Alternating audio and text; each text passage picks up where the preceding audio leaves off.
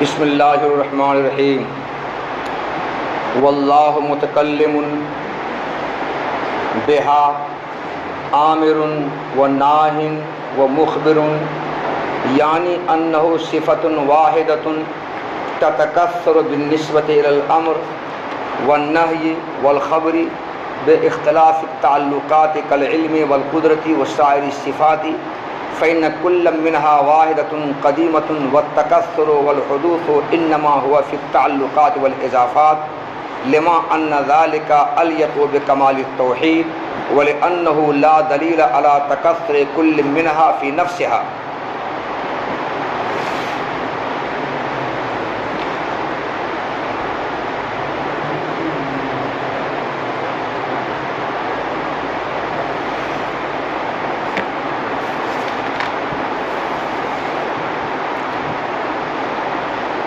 بات اس سے پہلے ثابت ہوئی کہ کلام اللہ کی صفت ہے اور یہ صفت اللہ کی ذات کے ساتھ قائم ہے اور یہ اللہ کی ازلی صفت ہے اور کلام سے مراد کلام نفسی ہے.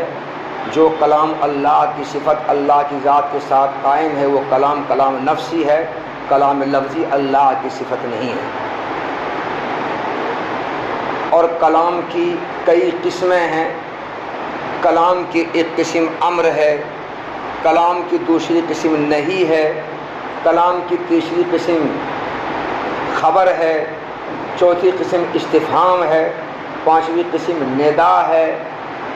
امر، نہیں، خبر، ندا، استفہام یہ کلام کی قسمیں ہیں، کلام کے اقسام ہیں. تو بعض اشاعرہ نے یہ کہا کہ کلام صفت واحدہ نہیں ہے، ایک ہی صفت نہیں ہے، بلکہ کلام کے عنوان سے کلام 5 صفت ہے. کلام کے عنوان سے کلام 5 صفت ہے. گویا کلام صفت متکثرہ ہے، صفت متعددہ ہے. کلام صفت ہے مگر کثرت والی صفت ہے، تعدد والی صفت ہے، یہ صفت واحدہ نہیں ہے. تو جو بعض اشاعرہ نے کہا کہ کلام صفت واحدہ نہیں ہے بلکہ کلام کے عنوان سے 5 صفات ہیں. وہ کون ہیں؟ امر، کلام امر 1، کلام نہیں 2، کلام استفہام 3، کلام خبر 4، کلام ندا 5. یہ سبھی کلام ہیں تو 5 صفات نہ ہو گئی. تو آپ نے کلام کو ایک ہی صفت کیسے کہا؟ اے اہل سنت والجماعت، ایک ہی صفت کیسے کہا آپ نے؟ کلام تو 5 صفت ہو گئی. تو 7 وہ اور 5 یہ، 7 5 12 صفات ہو گئی. آپ نے 8 کیسے کہا؟ تو بعض اشاعرہ کا یہ کہنا ہے کہ کلام کے عنوان سے کلام کی 5 صفات ہیں. کلام امر، کلام نہیں، کلام خبر، کلام استفہام، کلام ندا. لہذا کلام کو صفت واحدہ کہنا، صفت متکثرہ اور متعددہ نہ کہنا یہ درست نہیں ہے. کلام صفت واحدہ نہیں ہے، ایک ہی صفت نہیں ہے بلکہ صفت متکثرہ ہے، صفت متعددہ ہے. کلام میں تعدد و کثرت ہے، کلام میں وحدت نہیں ہے. یہ بعض اشاعرہ کا کہنا ہے. جمہور اشاعرہ کی طرف سے شارح رحمۃ اللہ علیہ نے بعض اشاعرہ کو جواب دیا اور ماتن نے جواب کا آغاز کیا. ماتن نے کہا اللہ کلام کے ساتھ متکلم ہے اور اللہ آمر ہیں، ناہی ہیں، مخبر ہیں، منادی ہیں، مستفہم ہیں. الا تاکلون ہے نا، الا تاکلون قرآن میں یہ کس نے کہا؟ اللہ نے کہا. اللہ مستفہم ہے، مخبر ہیں. سجد الملائکۃ کل مجبون، مخبر ہے نا اللہ تعالیٰ. آمر ہیں، اقیم الصلاۃ، آمر ہیں. اللہ ناہی ہیں،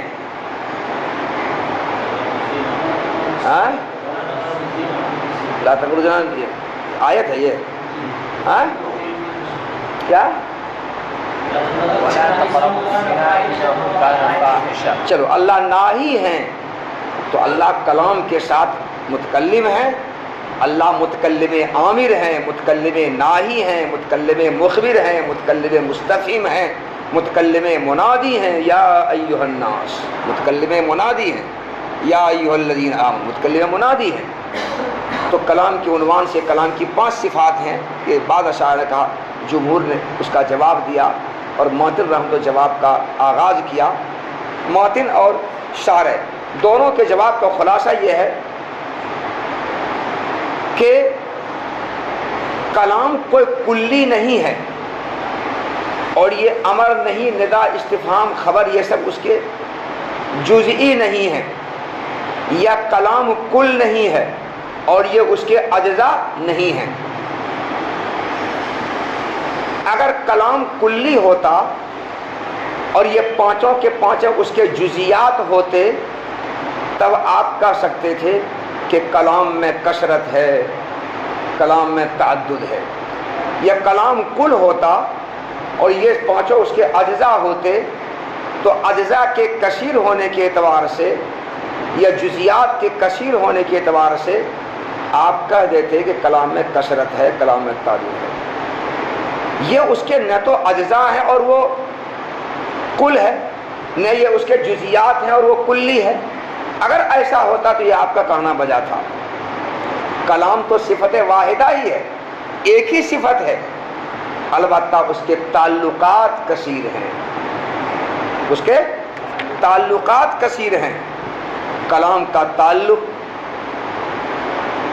جب طلب فعل کے ساتھ ہوتا ہے تو وہ کلام امر کہلاتا ہے، کلام کا تعلق ترک فعل کے ساتھ ہوتا ہے تو وہ کلام نہیں کہلاتا ہے، کلام کا تعلق جب حکایت کے ساتھ ہوتا ہے تو کلام خبر کہلاتا ہے، کلام کا تعلق جب کسی چیز کی خبر دریافت کرنے سے ہوتا ہے تو کلام استفہام کہلاتا ہے، کلام کا تعلق مخاطب کی توجہ مطلوب ہونے کے ساتھ ہوتا ہے تو وہ کلام ندا کہلاتا ہے۔ تو کلام کی یہ تعلقات مختلف ہیں، اور تعلقات کے مختلف ہونے کی وجہ سے کلام کا نام الگ الگ پڑ گیا، ورنہ کلام تو ایک ہی ہے، کلام ایک ہی ہے۔ جیسے ایک شخص ہے محمود، اس کا تعلق مختلف ہے، کبھی اس کا تعلق شعر گوئی کے ساتھ ہوتا ہے تو محمود شاعر کہلاتا ہے، کبھی تدریس کے ساتھ ہوتا ہے تو کلام مدرس کہلاتا ہے۔ محمود جب محمود کا تعلق کھیت میں کام کرنے کے ساتھ ہوتا ہے تو وہی محمود فلاح کہلاتا ہے یا اجیر کہلاتا ہے، وہی محمود جب چھپر پر چھاؤنی کرنے کے لیے چڑھا ہوا ہے تو وہ محمود پھر اجیر کہلاتا ہے، وہی محمود کپڑا سلنے کے لیے جب مشین پر بیٹھ جاتا ہے تو وہی محمود خیاط کہلاتا ہے۔ تو ایک شخص کے تعلقات مختلف ہونے گئے، تعلقات کے مختلف ہونے کی وجہ سے محمود کا نام مختلف پڑ گیا، خیاط بھی ہے، اجیر بھی ہے، کسان بھی ہے، فلاح بھی ہے، مدرس بھی ہے، سب کچھ نام پڑ گیا اس کا۔ لیکن محمود کا نام جو مختلف پڑ گیا، کیا محمود میں تکثر و تعدد ہے کہ محمود میں وحدت ہی ہے؟ وحدت ہے۔ تو جیسے کوئی جزی حقیقی ہوتی ہے، اس جزی حقیقی کے تعلقات کے مختلف ہو جانے کی وجہ سے اس جزی حقیقی میں کثرت اعتباری اور اضافی ہوتی ہے، حقیقی کثرت نہیں ہوتی ہے، حقیقی تعدد نہیں ہوتا ہے، حقیقت میں تو ایک ہی ہوتا ہے، جزی حقیقت محمود ایک ہے۔ اسی طرح کلام کے تعلقات مختلف ہیں، مامور بہی کے ساتھ کلام کا تعلق ہونے سے کلام امر کہلایا، منہی کے ساتھ کلام کا تعلق ہونے سے کلام نہیں کہلایا، مخبر عنہ کے ساتھ کلام کا تعلق ہونے سے کلام خبر کہلایا، منادا کے ساتھ کلام کا تعلق ہونے سے کلام ندا کہلایا، مستفہم کے ساتھ کلام کا تعلق ہونے سے کلام استفہام کہلایا۔ تو کلام تو جزئی حقیقی ہے اور تعلقات اس کے مختلف ہو رہے ہیں، ان تعلقات کے مختلف ہونے سے کلام مختلف ناموں کے ساتھ موسوم ہونے سے کلام میں تعدد و تکثر نہیں ہے، وہ تو محمود کی طرح جزئی حقیقی ہے، وہ تو واحد ہے۔ تو خلاصہ یہ ہوا کہ کلام کل نہیں ہے اور یہ اس کے اجزاء نہیں ہے، یہ کلام کلی نہیں ہے اور یہ اس کے جزیات نہیں ہے۔ اگر ایسا ہوتا تو آپ کا اعتراض بجا تھا، جیسے انسان کے جزیات، انسان کلی ہے نا، انسان کلی ہے، اس کے یہ سب جزیات ہیں، تو اپنے جزیات کے اعتبار سے انسان کثرت ہے، انسان کثیر ہے، ان جزیات کے کثیر ہے، انسان کثیر ہے، انسان وحدت نہیں ہے، یہ آپ کہتے ہو، مگر ایسا ہے نہیں، بلکہ جس طرح محمود کے تعلقات مختلف ہونے کی وجہ سے محمود کا مختلف نام پڑ گیا، تو تعلقات کثیرہ کے اعتبار سے محمود اسماء کثیرہ کے ساتھ متصف ہوا، اور اسماء کثیرہ کے ساتھ متصف ہونے کی وجہ سے محمود میں تعدد و تکثر نہیں، بلکہ وہ تو جزئی حقیقی واحد ہے اور کھانٹی واحد ہے، پیور واحد ہے۔ اسی طرح سے کلام کے تعلقات مختلف ہیں، اور تعلقات کے کثیر ہونے سے کلام مختلف ناموں کے ساتھ موسوم ہوا، امر نہیں لا استفہام خبر، اور مختلف ناموں کے ساتھ موصوف ہونے سے کلام میں تکثر نہیں ہوگا، وہ تو واحد رہے گا، کلام تو واحد ہے، ایک ہی ہے۔ یہ سمجھا جواب؟ جس طرح علم، قدرت، سمع، بصر، ارادہ، مشیت، اس کے علاوہ اور بھی دیگر صفات ہیں، یہ صفات سب کے سب ایک صفات ہیں اور سب قدیم ہیں، مگر ان صفات کے تعلقات کثیر ہیں۔ علم کے تعلقات کثیر ہیں نا جی، قدرت کے تعلقات کثیر ہیں نا جی، اور معلومات ایک کہہ رہے ہیں، معلومات بہت ہے، مقدورات بہت ہے، مسموعات بہت ہے، موثرات بہت ہے۔ تو جب تعلقات مختلف ہو گئے تو تعلقات کے مختلف ہو جانے سے ان صفات میں تکثر تعدد نہیں ہوتا ہے، بلکہ صفت تو ایک ہی ہے، صفت تو ایک ہی ہے۔ اسی طرح سے کلام کے تعلقات مختلف ہونے کی وجہ سے مختلف ناموں کے ساتھ کلام موسوم ہوا، اور کلام موسوم ہونے سے کلام میں وحدت ہی ہے، کلام میں کثرت نہیں ہے۔ اور اللہ واحد ہے، اللہ ایک ہے، تو توحید کے لائق اور مناسب یہی ہے کہ اللہ کی صفت ایک ہو، ایک سے زیادہ نہ ہو۔ اللہ ایک ہے تو اللہ کے توحید کے مناسب یہ ہے کہ صفات کا بالکلیہ انکار کر دیا جائے، صفات کا بالکلیہ انکار کر دیا جائے۔ مگر ہم نے اللہ تعالیٰ کے واسطے 8 صفات مانی ہیں ضرورت کی وجہ سے، اور الضرورت تقدر بقدر ضرورت، جتنی ضرورت ہے اتنے ہی صفات کو ثابت مانا جائے، ضرورت سے زیادہ نہ مانا جائے۔ 8 صفات کو ہم نے بر بنائے ضرورت ثابت مانا ہے، اس سے زیادہ کی ضرورت نہیں ہے۔ اس لیے کلام کی جو 5 صفات الگ الگ کر کے آپ یہ کہیں کہ کلام امر، کلام نہیں، کلام استفہام، کلام ندا، کلام خبر، یہ الگ الگ ہیں، یہ صفات کثیر آپ ثابت کر رہے ہیں، اس کی کوئی ضرورت نہیں ہے۔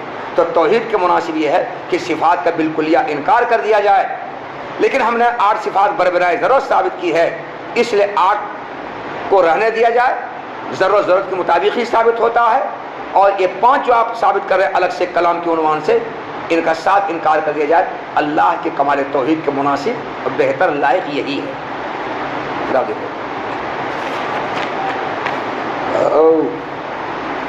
اور اللہ تعالیٰ صفت کلام کے ساتھ متکلم ہے، اللہ عامر ہے، اللہ ناہی ہے، اللہ مخبر ہے، اللہ منادی ہے، اللہ مستفہم ہے وغیرہ۔ مطلب یہ ہے کہ کلام اللہ کی ایک صفت ہے، امر اور نہیں اور خبر کے ساتھ تعلق کے وجہ سے کلام میں کثرت ہوتی ہے۔ ہاں یہ دیکھو، یعنی کلام تو ایک ہی صفت ہے، امر اور نہیں اور خبر کے ساتھ تعلق کی وجہ سے کلام میں کثرت ہوتی ہے، تعلقات کے کثیر ہونے، مختلف ہونے کی وجہ سے، جیسے علم اور قدرت اور دیگر صفات میں سے ہر ایک قدیم صفت ہے، اور متکثر ہونا اور حادث ہونا تو یہ صرف تعلقات میں ہے اور اضافی امور میں ہے۔ تعلقات کثیر ہیں اور یہ تعلقات اضافی ہیں، تو وہ تعلقات حادث ہیں اور وہ اضافی چیزیں حادث ہیں، وہ متکثر ہیں، وہ متعدد ہیں۔ صفت کلام میں کوئی تکثر نہیں ہے، وہ تکثر والحدوث اور متکثر ہونا اور حادث ہونا یہ تو صرف تعلقات اور اضافی چیزوں میں ہوتا ہے۔ اضافی چیزیں وہ حادث اور متکثر ہوتی ہیں، یا تعلقات حادث متکثر ہوتے ہیں۔ یہ کلام نہ حادث ہے نہ متکثر ہے، یہ تو واحد ہے، ایک ہے بس، کیونکہ اللہ کے کمال توحید کے زیادہ مناسب یہی ہے۔ کیا یہی ہے؟ کہ صفت اللہ کی کم سے کم ہو، کم سے کم صفت کیا ہو؟ کم سے کم اللہ کی صفت ہو، کیونکہ کم سے کم صفت ہونا، کلام نام کی ایک ہی صفت اللہ تعالیٰ کے لیے ہونا، یہی کمال توحید کے زیادہ لائق، زیادہ مناسب ہے۔ پھیلا کر کے 5 صفت کر دینا یہ اللہ کی توحید کے مناسب بالکل نہیں ہے۔ تو مناسب تو یہ ہے کہ صفات کا بالکل انکار کر جائے، صفات بالکل نہیں ہے، مگر 8 صفات کو ہم نے ضرورت کے ساتھ کیا ہے نا، کیونکہ اللہ تعالیٰ کے جو کام ہیں وہ ان 8 صفات کے بغیر ہو نہیں سکتا ہے۔ مضبوط کاریگریاں کرنا اور مستحسن نقوش و نگار عالمت پیدا کرنا اور عجیب و غریب کام انجام دینا ان 8 صفات کے بغیر نہیں ہو سکتا ہے۔ اس لیے ان 8 صفات کو ہم نے بربنائی ضرورت ثابت کیا ہے، اور الضرورت تقتضی بقدر ضرورت، جتنا ضرورت اتنا ہی رہنے دیا جائے، آگے نہ بڑھایا جائے۔ ضرورت 8 سے پوری ہو جاتی ہے، اس لیے کلام کے عنوان سے باقی 5 صفات ثابت کرنے کی ضرورت نہیں ہے۔ کمال توحید کے زیادہ لائق مناسب یہی ہے کم سے کم صفات ثابت کی جائے۔ وَلِأَنَّهُ لَا دَلِيلَ عَلَىٰ تَكَسُّرِ كُلِّ مِنْهُمَا فِي نَفْسِهَا، اور اس لیے بھی کمال توحید کے مناسب یہی ہے کم سے کم صفات ثابت کی جائیں کہ یہ جو کلام کے عنوان سے جو 5 صفات بتائیں، امر، نہیں، ندا، استفہام، ان میں سے ہر ایک کے متکثر اور متعدد ہونے پر کوئی دلیل بھی نہیں ہے۔ یہ جو 8 صفات ہیں تو ان 8 صفات کے تعلقات مختلف ہیں نا۔ ارے علم کا تعلق معلومات سے، قدرت کا تعلق مقدورات سے، ارادہ مشیت کا تعلق مراد اور مشاء سے، سمع بصر کا تعلق مسموعات و مبصرات سے، حیات کا تعلق مہیا سے، تکلم کا تعلق کلام سے، امر، نہی، استفہام سے، تو تعلقات مختلف ہوئے نا۔ تو تعلقات کے مختلف ہونے کی وجہ سے ان 8 صفات کے بذات خود متکثر ہونے پر کوئی دلیل نہیں ہے۔ جب نہیں ہے تو ان 8 صفات کو بشمول کلام کے ان کو متکثر متعدد کیسے کہہ دیں گے؟ ان کو متعدد متکثر کرنا صحیح نہیں ہے۔ ایک ہی صفت ہے کلام، جیسے علم، قدرت، باقی سب ایک صفت سے ایک ہی صفت ہے۔ ہاں اس کے اقسام کئی ہیں، مانا ہم نے تو اقسام کے چند ہونے سے تھوڑے اس میں تعلق پیدا ہو جائے گا، وہ ایک ہی صفت ہے۔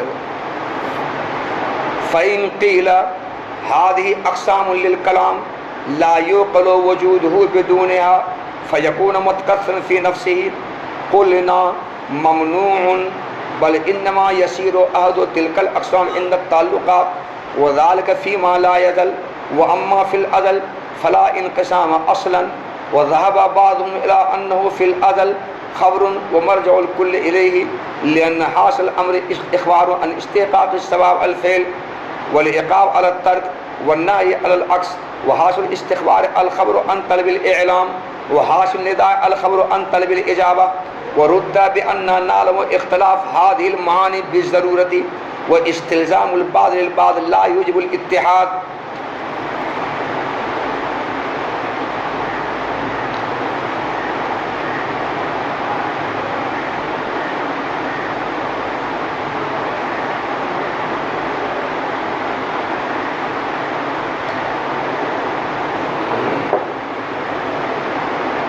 ایک اعتراض، معترض نے یہ کہا، سمجھو معترض دلشاد سمجھو، یہ روزانہ تم پانی لاتے ہو کیا بات ہے؟ تمہرے باری ہے روز روز۔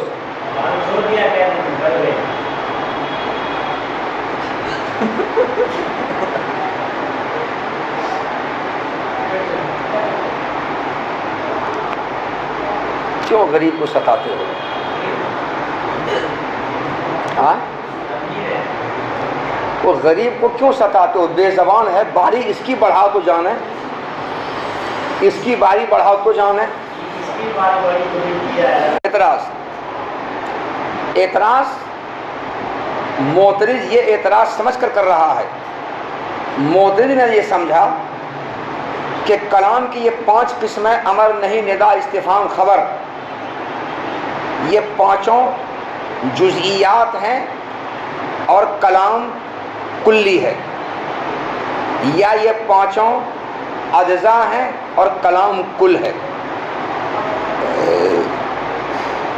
کم سے کم کل اور جز نہیں سمجھا مگر کلی اور جزئی ضرور سمجھا، اور کلی اور جزئی سمجھ کر انہوں نے اعتراض کیا۔ اعتراض یہ کیا کہ جس طرح ہر کلی اپنے جزئیات کے ضمن میں موجود ہو کر پائی جاتی ہے، اور چونکہ جزئیات کثیر ہے اس لیے کلام بھی کثیر ہوگا۔ جیسے انسان کلی ہے اور یہ اس کے جزئیات ہیں، تو انسان کلی اپنے ان جزئیات کے ضمن میں موجود ہے، تو جس طرح سے انسان کلی اپنے ان جزئیات کے ضمن میں موجود ہو کر متکثر متعدد ہے، ارے انسان متعدد متکثر ہے نا، انسان کلی ہے، انہی جزیات کے ضمن میں موجود ہو کر متعدد متکثر ہے. اسی طرح کلام بھی کلی ہے اور یہ سارے اس کے امر نہی استفہام جزیات ہیں، ان جزیات کے ضمن میں موجود ہو کر یہ کلی ہے. اور جب کلی ہے تو ہر کلی اپنے جزیات کے ضمن میں موجود ہو کر متعدد متکثر ہوتی ہے، تو کلام بھی کلی ہے، اپنے جزیات کے ضمن میں موجود ہو کر متعدد متکثر ہے. تو کلام صفت متکثرہ ہوا، صفت واحدہ کہاں ہوا؟ سمجھا اعتراض؟ یہی ہے اعتراض.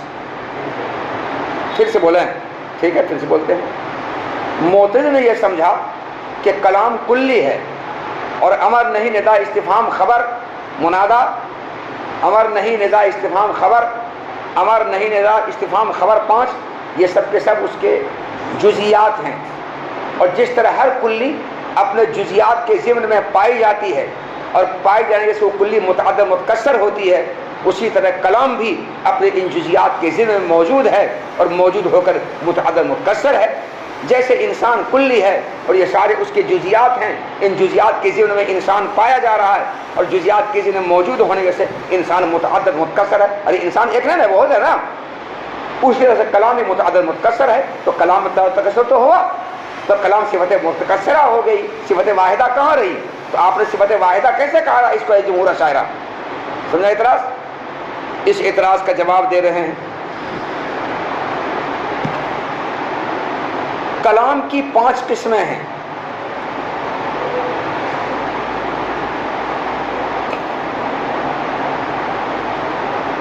یحییٰ ابن سعید قطان اور یحییٰ ابن سعید قطان اور ان کے متبعین کا یہ عقیدہ ہے کہ کلام کی یہ 5 قسمیں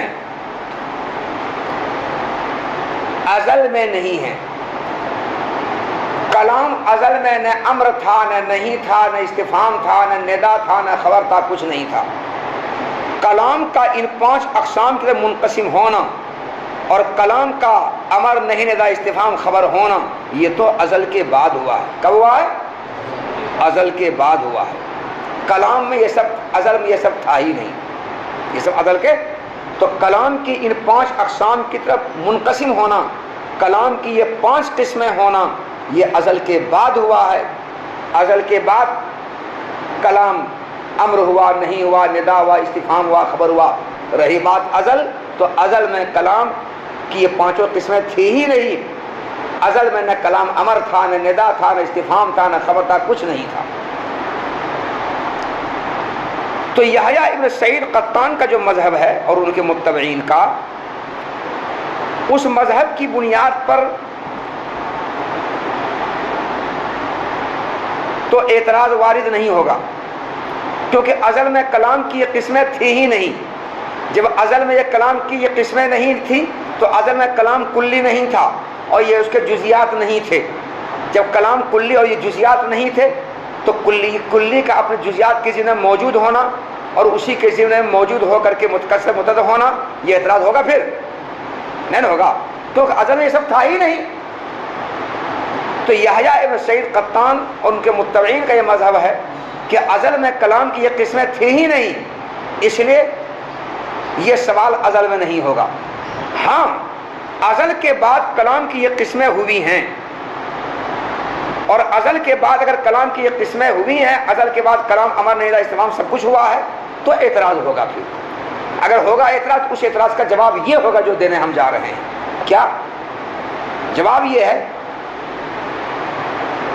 کہ کلام کلی نہیں ہے اور یہ سب اس کے جزیات نہیں ہیں، بلکہ کلام جزئی حقیقی ہے اور یہ سب کلام کے متعلقات ہیں. جیسے محمود جزئی حقیقی ہے اور محمود کا مزدوری کرنا، مدرسی کرنا، ہل جوتنا، چھپر چھاونی کرنا، سلائی کرنا، یہ سب اس کے متعلقات ہیں. تو محمود جزئی حقیقی ہے، یہ سب اس کے متعلقات ہیں. اس سے کلام جزئی حقیقی ہے، یہ سب اس کے متعلقات ہیں.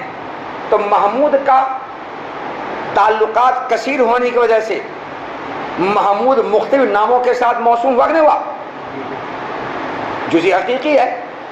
تو تعلقات کثیرہ کی وجہ سے مختلف ناموں کے ساتھ جزئی حقیقی کا موسوم ہونا اس جزئی حقیقی کی ذات میں کثرت کا سبب نہیں ہیں، وہ واحدے ہیں۔ اسی طرح کلام جزئی حقیقی ہے، ان کے تعلقات کثیر ہیں، تعلقات کثیرہ کی وجہ سے مختلف ناموں کے ساتھ کلام موسوم ہوا۔ کلام کا نام امر بھی ہے، ندا بھی ہے، استفہام بھی ہے، خبر بھی ہے۔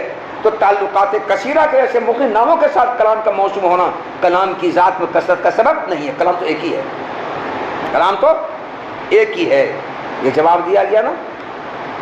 تو ازل میں کلام کی چونکہ یہ قسمیں نہیں تھیں اس لیے یہ اعتراض نہیں ہوگا۔ ازل کے بعد کلام کی یہ قسمیں ہوئی ہیں تو اعتراض ہوگا، اور اعتراض ہوگا تو اس کا یہ جواب دیا گیا جو جواب دیا گیا۔ اتنا سا پھر اگر اعتراض کیا جائے کہ یہ سارے اقسام کلام کے ہیں، ہادی اقسام لکلامی، پھر اگر اعتراض کیا جائے کہ یہ سارے اقسام امر نہیں، ندا، خبر، استفہام کلام کے اقسام ہیں، جن اقسام کے بغیر کلام کے وجود کا تصور نہیں ہو سکتا ہے، پس کلام بذات خود متکثر متعدد ہوگا، تو کلام صفت واحدہ نہیں رہے گا بلکہ صفت متکثرہ ہوگا۔ تو آپ نے کلام کو صفت واحدہ کیسے کہا، ایک ہی بار کیسے کہا، تو متکثر ہے۔ اگر یہ اعتراض کیا جائے تو ہم جواب دیں گے، کیا جواب دیں گے؟ کلام کا صفت متکثرہ ہونا ہم تسلیم نہیں کرتے ہیں، کلام کا صفت متکثرہ ہونا ہم تسلیم نہیں کرتے، ممنوعن ہم تسلیم نہیں کرتے ہیں، بلکہ یہ کلام تعلقات کے وقت ان اقسام میں سے کوئی ایک قسم ہو جاتا ہے۔ کلام کا معمول کے ساتھ تعلق ہونے کے بعد کلام امر بن جاتا ہے، کلام کا منہی کے ساتھ تعلق ہونے کے وقت میں کلام نہیں بن جاتا ہے، کلام کا مستفہم کے ساتھ تعلق ہونے کے وقت میں کلام استفہام بن جاتا ہے، کلام کا منادا کے ساتھ تعلق ہونے کلام ندا بن جاتا ہے، کلام کا مخبر انہو کے ساتھ تعلق ہونے کے وقت میں کلام خبر بن جاتا ہے۔ تو کلام کے تعلقات مختلف ہیں، تو تعلقات مختلف ہونے کی وجہ سے ان تعلقات کے مختلف ہونے کے وجہ ان اقسام میں سے کوئی ایک قسم بن جاتا ہے۔ جیسے کہ محمود تو ایک ہی شخص ہے نا، مگر ان کے تعلقات کے کثیر ہونے کی وجہ سے محمود کثیر ہو جاتا ہے، مگر محمود کی ذات کو کثرت اس سے نہیں ہوتی ہے۔ محمود ان اقسام میں سے کوئی ایک قسم بن جاتا ہے، مدرس بن جاتا ہے، اجیر بن جاتا ہے، کسان بن جاتا ہے۔ اسی طرح سے کلام کا ان مختلف چیزوں کے ساتھ تعلقات کے وقت میں کلام ان اقسام میں سے کوئی ایک قسم بن جاتا ہے، لیکن کلام میں کثرت نہیں ہے، جیسے محمود میں کثرت نہیں ہے۔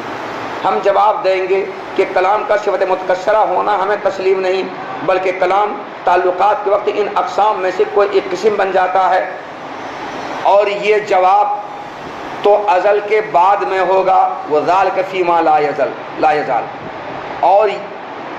اور یہ جواب تو بلکہ یہ اعتراض، اور یہ اعتراض تو ازل کے بعد ہوگا، کس ہوگا؟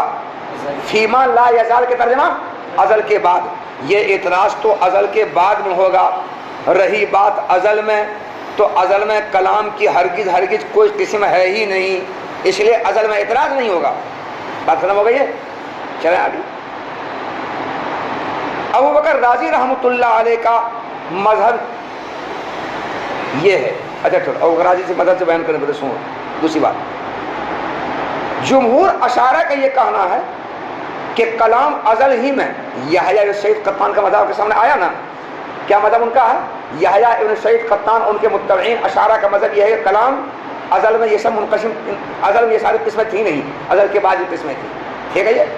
مگر جمہور اشاعرہ کا یہ کہنا ہے کہ نہیں، کلام ازل ہی میں امر نہیں، ندا، استفہام، خبر تھا، یہ نہیں کہ ازل کے بعد یہ سب اقسام تھے، نہیں، کلام ازل ہی میں خبر ہے، کلام ازل ہی میں ندا ہے، کلام ازل ہی میں استفہام ہے، کلام ازل ہی میں خبر ہے، ندا، استفہام ہے، سب ازل ہی میں۔ جب ازل میں ہے تب پھر اعتراض اگر ہوگا، جب ازل میں ہے کلام تو کلام کلی ہوا اور یہ سب جزئی ہوئے، اور جس طرح ہر کلی اپنے جزئی کے ضمن میں موجود ہو کر کے وہ متکثر ہوتی ہے، تو کلام کو متکثر ہوا تو کلام صفت متکثرہ ہوا، صفت واحدہ نہیں رہا، یہ اعتراض ہوگا تو اس کا جواب پھر وہی دیا جائے گا کہ کلام کے یہ اقسام ہیں اور کلام کی اقسام کثیر ہیں، تو کلام کی یہ تعلقات ہیں، تعلقات کے مختلف ہونے کے سے کلام مختلف ناموں کے ساتھ موسوم ہوا، مختلف ناموں کے ساتھ موسوم ہونا کلام کی ذات میں کثرت کا سبب نہیں ہے، چاہے وہ کلام اور کلام کی اقسام ازلی ہی کیوں نہ ہو، ازلی ہی کیوں نہ ہو، کلام اور کلام کی اقسام چاہے ازلی ہی کیوں نہ ہو، پھر بھی کلام کے تعلقات کے مختلف ہونے کی وجہ سے کلام کا مختلف ناموں کے ساتھ موصوف ہونا کلام کی ذات پر تکثر کا سبب نہیں ہے، وہ کلام واحد ہے۔ جمہور اشاعرہ کے مذہب میں آپ کو اعتراض ہو دیا، جواب دیا جائے گا۔ اور بکر رازی رحمۃ اللہ علیہ کا کہنا یہ ہے کہ نہیں، کلام ازل میں سب کے سب خبر ہے، کلام ازل میں ایک ہی قسم ہے، سب خبر، اور ندا استفہام امر نہیں، سب کا حاصل، سب کا خلاصہ، سب کا مرجع کلام ہی ہے، سب خبر ہی ہے، سب کا حاصل، سب کا مرجع، سب کا خلاصہ کلام ہی ہے، سب خبر ہی ہے۔ کیسے؟ کہ اس لیے کہ امر کا خلاصہ یہ ہے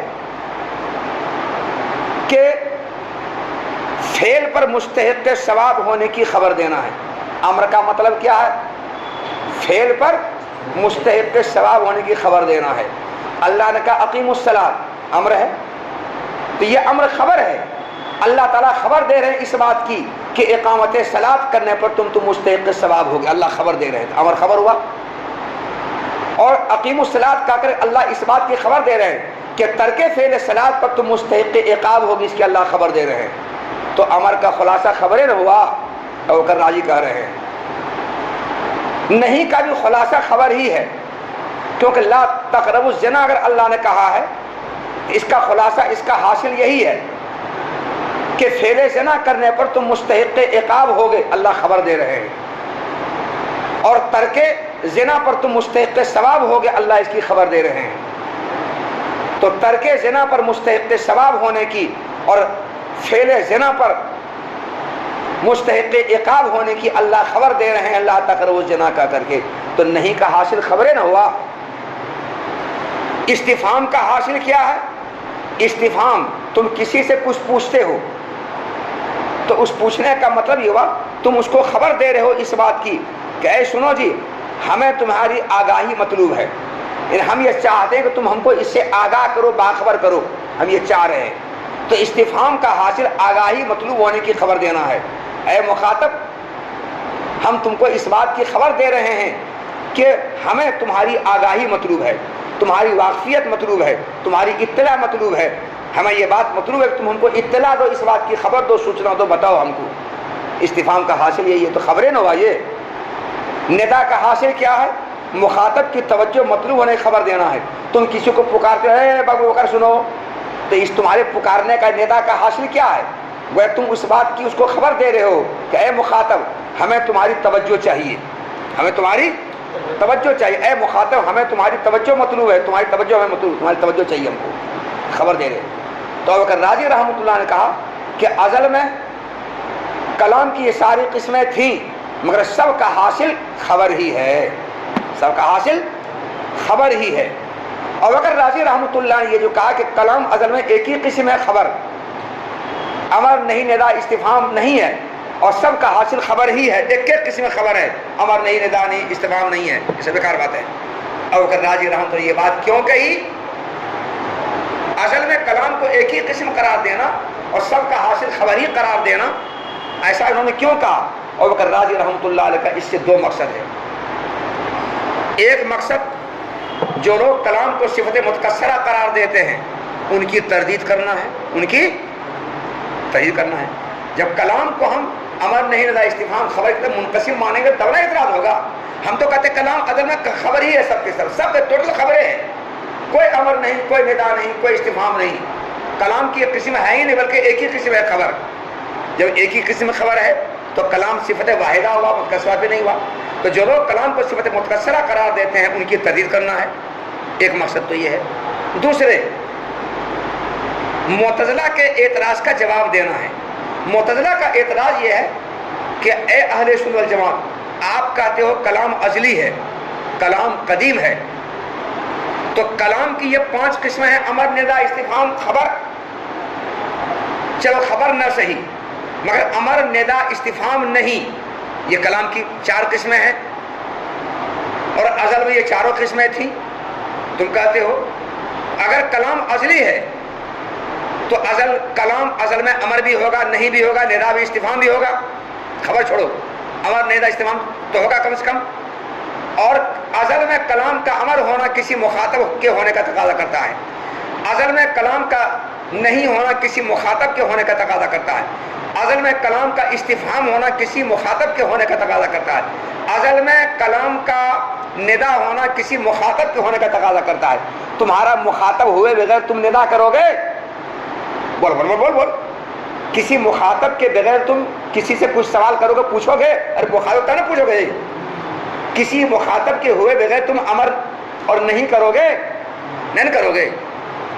تو ازل میں اگر کلام ہے تو کلام کی یہ 4 قسمیں کم سے کم ہیں، خبر کو چھوڑ دو. اور یہ چاروں قسمیں کسی مخاطب کے ہونے کا تقاضا کرتا ہے. اور ازل میں کوئی مخاطب نہیں تھا، ازل میں تو صرف اللہ تعالیٰ تھے. کون تھے؟ ازل میں کوئی مخاطب نہیں تھا. تو بغیر مخاطب کے اللہ کس کو حکم دے رہے ہیں؟ بغیر مخاطب کے اللہ کس کو نہیں کر رہے ہیں؟ بغیر مخاطب کے اللہ کس سے استفہام کر رہے ہیں؟ بغیر مخاطب کے اللہ تعالیٰ کس کو ندا دے رہے ہیں؟ تو کلام ازل میں نہ امر ہے، نہ ندا، نہ استفہام، کچھ بھی نہیں ہے. جب یہ کچھ نہیں تو کلام ازل میں ہے ہی نہیں. جب کلام ازل میں، کلام ازلی نہیں ہوا. جب کلام ازلی نہیں ہوا تو کلام قدیم نہیں ہوا. تو صفت کلام کو جو آپ ثابت کرتے ہو اے رسول اللہ، یہ صفت قدیم اللہ تعالیٰ کی ہے، یہ آپ پہ ثابت نہیں ہو پا رہا ہے. یہ اعتراض ہے معتزلہ سے. اور اگر راضی رحمۃ اللہ نے یہ جو بات کہی، اس بات کے کہنے کا مقصد معتزلہ کے اس اعتراض کا جواب بھی دینا ہے. ان کا معتزلہ کا اعتراض تبھی نہ ہوگا جبکہ ازل میں کلام کی اقسام ہم مانیں، تب نہ اعتراض ہوگا. ہم کلام ازل میں کلام کی اقسام مانتے ہی نہیں ہیں. اور اگر راضی رحمۃ اللہ کے کہنے کے مطابق ازل میں کلام ایک ہی قسم ہے، بس کون؟ خبر. جب ایک قسم ہے، خبر ہے، تو پھر وہاں مخاطب کی ضرورت ہی نہیں ہے. جب مخاطب کی ضرورت ہی نہیں ہے تو امر ندا استفہام کی ضرورت ہی نہیں ہے. اگر امر ندا استفہام اگر ہے بھی تو سب کے سب خبر ہے، اور خبر کے لیے کسی مخاطب کی ضرورت نہیں. ارے خبر دینے کے لیے مخاطب کی ضرورت ہے نہیں ہے. تو اگر راضی رحمۃ اللہ یہ جو بات کہی ہے، ان کے اس بات کے کہنے کا مقصد ایک تو جو لوگ کلام کو صفت متکثرہ قرار دیتے ہیں بعض اشاعرہ، ان کی تردید کرنا ہے، اور معتزلہ کے اس اعتراض کا جواب بھی دینا ہے جو اعتراض ہو رہا ہے. وَذَهَبَ بَعْضُهُمْ إِلَىٰ أَنَّهُ فِي الْأَزَلِ خَبْرٌ وَمَرْجِعُ الْكُلِّ إِلَيْهِ لِأَنَّ حَاصِلَ الْأَمْرِ إِخْبَارٌ عَنْ اسْتِحْقَاقِ الثَّوَابِ عَلَى الْفِعْلِ والعقاب على الترك والنهي والعكس وحاصل الاستخبار الخبر عن طلب الاعلام وحاصل النداء الخبر عن طلب الاجابه. اور بعض لوگوں کا مذہب یہ ہے، کون بات اور کر راضی، اور بعض لوگوں کا مذہب یہ ہے کہ کلام ازل میں سب کے سب خبر ہی تھا، اور تمام کا خلاصہ مرجع خبر ہی ہے، کیونکہ امر کا خلاصہ فعل پر مستحق ثواب ہونے کی اور ترک فعل پر مستحق عقاب ہونے کی خبر دینا ہے. تو امر کا حاصل خبر نہ ہوا، اور نہیں کا خلاصہ نہیں کا حاصل اس کا الٹا ہے. اس کا الٹا کیا ہوگا کہ فعل منہی عنہ کے ترک پر مستحق ثواب ہونے کی اور فعل منہی عنہ کے فعل پر کرنے پر مستحق عقاب ہونے کی خبر دینا ہے. یہ نہیں کا حاصل ہوا، یہ اور نہیں کا حاصل اس کا الٹا ہوگا. اور استفہام کا حاصل آگاہی مطلوب ہونے کی خبر دینا ہے، اور ندا کا حاصل مخاطب کی توجہ مطلوب ہونے کی خبر دینا ہے. تو سب کا حاصل خبریں نہ ہوا تو ازل میں سب کے سب خبر ہی ہے. جب خبر ہے تو بعض اشاعرہ کا کلام کو صفت متکثرہ قرار دینا صحیح نہیں ہے، اور جب کلام ازل میں سب کے سب خبر ہی ہے تو معتزلہ کا یہ اعتراض صحیح نہیں ہے کہ کلام ازلی ہوگا تو پھر مخاطب ہونا لازم آئے گا، اور مخاطب کوئی نہیں، اس لیے کلام کی قسمیں بھی نہیں ہوں گی. جب قسمیں نہیں ہوگی تو کلام ازلی بھی نہیں ہوگا، یہ بھی اعتراض نہیں ہوگا. کلام ازل میں ایک ہی قسم خبر ہے، کسی مخاطب کی ضرورت نہیں ہے. اور اگر راضی رحمۃ اللہ جو بات کہی ہے، شاعر رحمۃ اللہ علیہ اس بات کو رد کر رہے ہیں. شاعر رحمۃ اللہ اس بات کو رد کر رہے ہیں. شاعر کہتے ہیں اوپر راضی رحمۃ اللہ یہ بات صحیح نہیں ہے. کیوں صحیح نہیں ہے؟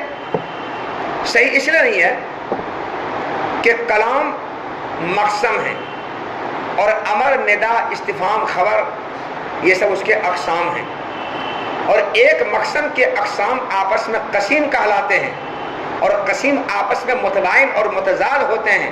ان کا متضاد اور متباین ہونا یقینی ہے کہ گمان ہے، ظنی کہ یقینی ہے، یقینی ہے. تو جب یقینی ہے تو ندا استفہام امر اور نہیں کا خبر ہونا یہ تو تضاد اور تباین کے خلاف نہ ہوا. جب یہ سارے اقسام ہیں اور اقسام آپس میں متضاد اور متباین ہوتے ہیں، ایک دوسرے کے ضد ہوتے ہیں، تو ندا استفہام امر اور نہیں کا خبر ہو جانا، خبر ہونا اور سب کا حاصل خبر ہونا، سب کا خلاصہ خبر ہونا، یہ تو دو متضاد کو جمع کرنا ہوا، دو متباین کو جمع کرنا ہوا. سب کا معنی الگ الگ ہے. امر نہیں ندا استفہام خبر سب کا معنی الگ الگ ہے، سب کا معنی متضاد ہے. اور معنی متضاد اور معنی کے الگ الگ رہتے ہوئے، متباین رہتے ہوئے، یہ سب ایک کیسے ہو جائیں گے؟ یہ ایک کہنا غلط ہے. یہ اور ایک یہی وجہ ہے کہ خبر صدق و کذب کا احتمال رکھتا ہے، مگر ندا استفہام امر نہیں صدق و کذب کا احتمال رکھتا ہے. تو اگر امر ندا استفہام نہیں یہ سب خبر ہوتا تو جس طرح خبر صدق و کذب کا احتمال رکھتا ہے تو امر ندا استفہام نہیں بھی صدق و کذب کا احتمال نہ رکھتا. مگر خبر نہیں رکھتا ہے اور یہ خبر رکھتا اور یہ نہیں رکھتا ہے. یہ دلیل اس بات کی ہے کہ خبر اور امر ندا استفہام یہ سب دونوں متباین ہیں، دونوں متضاد ہیں، دونوں ایک نہیں ہیں. ایک نہ ہونے کی دلیل کیا ہوئی؟ یہی دلیل تھی کہ خبر صدق و کذب کا احتمال رکھتا ہے مگر یہ چاروں صدق کی بات نہیں رکھتا ہے. یہ دونوں میں تضاد ہونا اس بات کی دلیل ہے کہ یہ چاروں پانچوں ایک نہیں ہو سکتے ہیں. اور ہم نے مانا اس بات کو کہ امر خبر کے معنی کو مستلزم ہے، نہیں خبر کے معنی کو مستلزم ہے. ندا استفہام خبر کے معنی کو مستلزم، ہم مانتے ہیں اس بات کو. کسی ایک چیز کا کسی دوسری چیز کو مستلزم ہونا اتحاد پیدا نہیں کرتا ہے، ورنہ دو متلازم کا ایک ہونا لازم آئے گا اور دو متلازم کبھی ایک نہیں ہو سکتے ہیں. انسان اور حیوان دونوں متلازم ہیں نا. ارے انسان کے حیوان ہونا لازم ہے نا، ایک ملزوم ہے نا. تو دونوں متلازم ہیں، لازم ملزوم ہے، لازم ملزوم ہے. تو کیا دونوں سے ایک کا دوسرے کے لازم ہونا دونوں میں یکساں پیدا کرتا ہے، اتحاد پیدا کرتا ہے؟ ارے انسان الگ ہے، حیوان الگ ہے.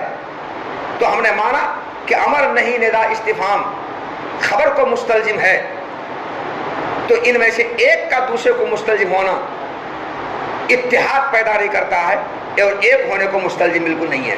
اگر ایسا ہوگا تو ہر دو متلازم چیزوں کا ایک ہونا لازم آئے گا جبکہ ایک نہیں ہے. جیسے ہم نے کہا انسان اور حیوان دونوں میں تلازم ہے مگر دونوں ایک نہیں ہے. یہ جواب دیا ہے.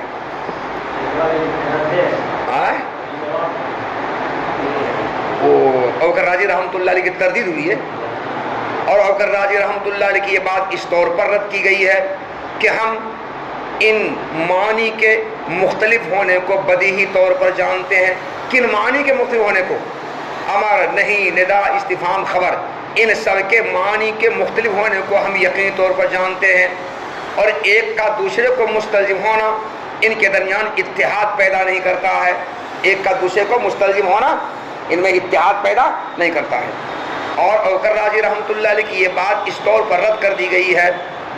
شارح بولتے ہیں رد کر دی گئی ہے. شارح یہ نہیں کہ میں نے رد کیا ہے، اپنے سر پر نہیں لے رہے ہیں، اپنے سر پر نہیں لے رہے ہیں، کیونکہ اپنے سر پر لے تو اعتراض ہو جائے گا پھر کہیں نہ کہیں سے.